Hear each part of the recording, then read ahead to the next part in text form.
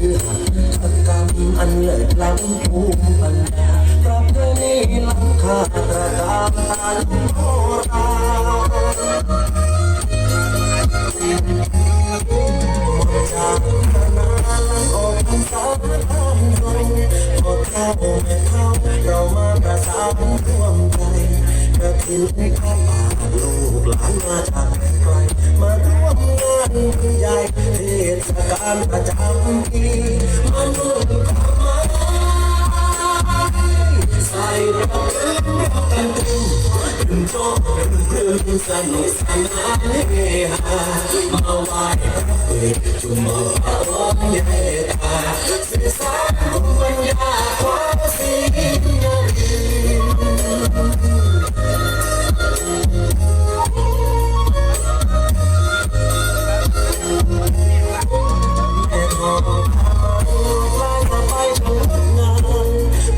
์ดีประคำที่จำจดมาจากโบราณ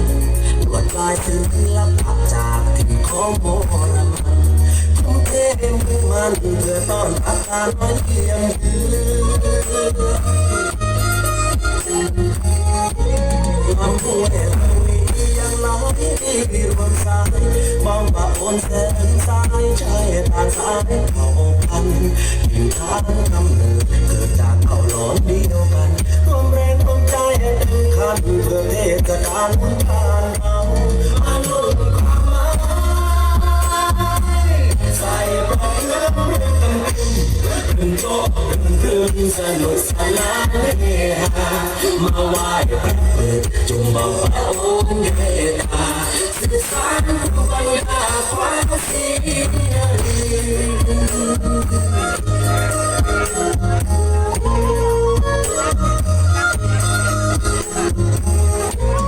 ประสาทเท่านารามล้ำเป็นรองคู่ประสาททองโบราณสถานพระเสียงไทยตะวันอ่อนแสงนักพัฒแรงติดน้ำใจแล้วมาบนการลงไปตอบแทนน้ำใจผู้ไม้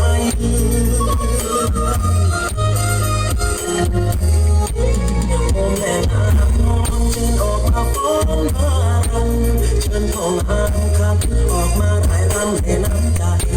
เสียงต่อคานบทเพลงพื้นบ้านก็จับใจมาร้องสำราญทางยิ่งใหญ่ภูมิปัญญาไทยของบ้านเรามาลุ่นขาวไม้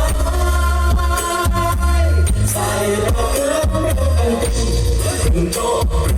ตึงสนุกสนานเฮฮามาไหว้พระเปิดจุมพระองค์เยตา